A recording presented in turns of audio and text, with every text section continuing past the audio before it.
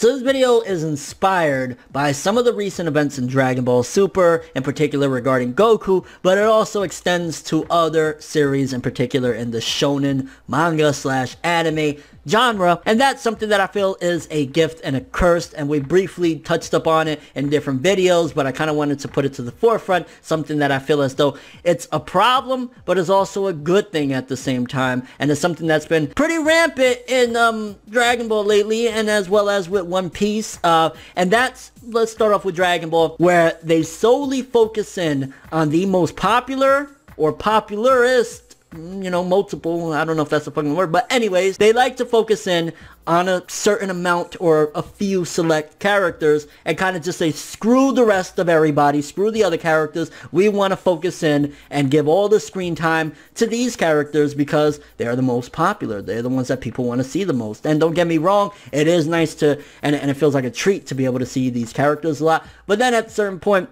when it starts interfering with the plot and starting to really just make things not feel right, then it's a curse. And what I'm talking about, like, for example, in Dragon Ball Super for about, I want to say a month, maybe more, it was, and it's been for a while, to be honest with you, throughout, ever since the Tournament of Power really was announced, it's been the Goku show. And what I mean by that, it's just been like non-stop focusing in, Goku has a hand in almost every fight, every event. They can't fucking for 15 seconds keep this man out of the screen without jumping right back to him. It's like, whoa, we was gone for Goku for 20 seconds, we need to get back to him. And it's like, I love Goku, and they do the same thing with One Piece with Luffy. I love Luffy, but the difference is, I love a lot of the other characters too. Now, I'd say that definitely Dragon Ball, especially lately, has been more of a big offender of this. I do think with One Piece, aside from Luffy, they do try their best to give screen time to every of the Straw Hats. Like, we'll spend, one arc with Luffy and like 3 or 4, and then the other arc with Luffy at 3 or 4, but they still do the same thing in a sense of like, Luffy has to be in there as a staple. And another offender of this was Naruto. It was a big offender of this because in part 2 of Naruto, with Naruto Shippuden,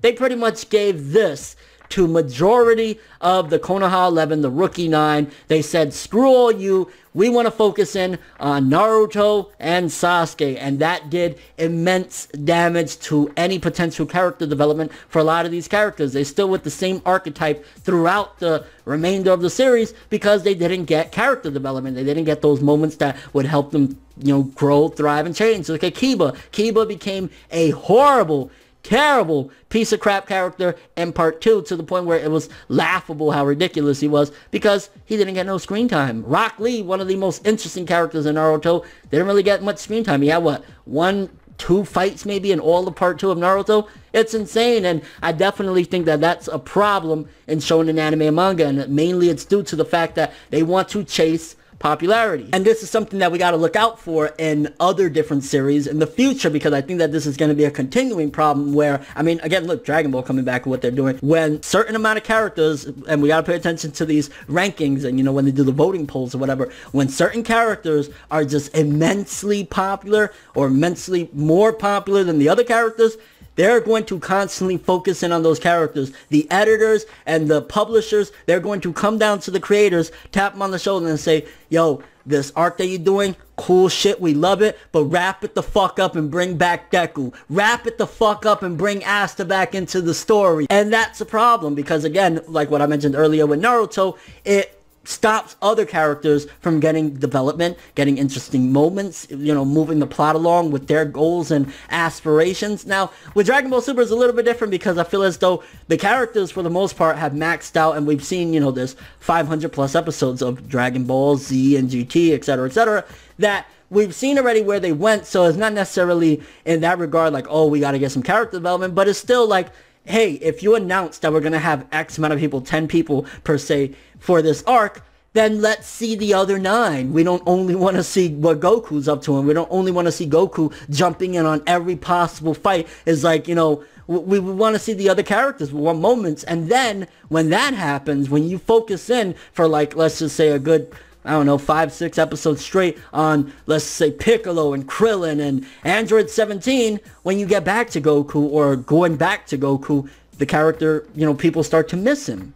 People start to feel like, man, I want to see what he's up to again. And that's a great thing. And I think they need to learn that a little bit and stop completely chasing after, well, this character is the most popular. This is the character everybody wants to see. So we're focusing in on this character. Dragon Ball's been a big offender of it. One Piece does it mainly with Luffy, but they do give you all the other characters as well. And there's so many characters, but nonetheless, they do keep Luffy because he is the main character, a part of almost everything that's going on, but it's not as bad as an offender. Naruto was a huge offender with Naruto and Sasuke. It was either or. It was never like, hey, we have a Kiba arc, or hey, you know, there's 10-10 getting that development. That never happened, and I'm scared that series in the future, like The Promised Neverland, or My Hero Academia, or Black Clover, will be victims of this too. If Bakugo and Deku get immensely popular to the point where the editors are like, hey bro, we like what you're doing with Yao Yorozu, but can you get Bakugo back in this? That'll become a problem. And I think the creator of Black Clover, and that's why it's such a controversial series, he's already aware of this little popularity thing, which is why he almost never leaves Asta and Yuno out of the, you know, story for that long. It's like the anime is taking many liberties and doing weird things or whatever, but in the manga, Yuno's never really gone for that long, so you never get that opportunity to miss him. Likewise with Asta, you never really get an opportunity to miss him because he's jumping in on every fight and everything going on around them. So I guess the big point of this video, the main point of this video, is popularity sometimes can ruin or affect greatly a story if the companies or the people in charge decide, because a character is popular, they want to focus in more on that character, and it fucks over the other characters. Konoha 11, who are they? You know what I'm saying? It's like Hinata's whole character, you know, as much as I love the character, is Naruto-kun, Sakura, Sasuke-kun, Kiba, I like to fuck dogs. Like, what? But I'm kind of curious what you guys think about this discussion. Do you think that sometimes maybe that's a positive thing? And again, that's why certain series are successful and popular. So at the same time, it's like, maybe this is what people want a lot of the times. Like Naruto and Sasuke, you know, being heavily the main focus of everything made Naruto one of the most popular anime and manga in the West of all time, because they focus more in on character development on certain select characters and making them the focus that the people really wanted to see more and more of those characters. So do you think maybe it's not necessarily that bad of a thing? Likewise with Dragon Ball Super. Dragon Ball Super is making tons, billions for these companies. You think that, well, they got it right. They're focusing in on Goku and, you know, fuck Piccolo, fuck 18 and 17. Or do you think that it's wrong, or it's just not the best case for them to do things like that? Personally, I'm not a big fan of saying fuck all the other characters. Don't get me wrong, I love my Gokus, I love my Luffys, I love my Narutos and Sasukes, but I also want to see my Krillins and Piccolos. I also want to see my Zoros, Sanjis, and Usopps. I also want to see my Hinata, Kiba. I was going to say Sakura, but I don't really want to see Sakura. Let's not fucking start lying here, people.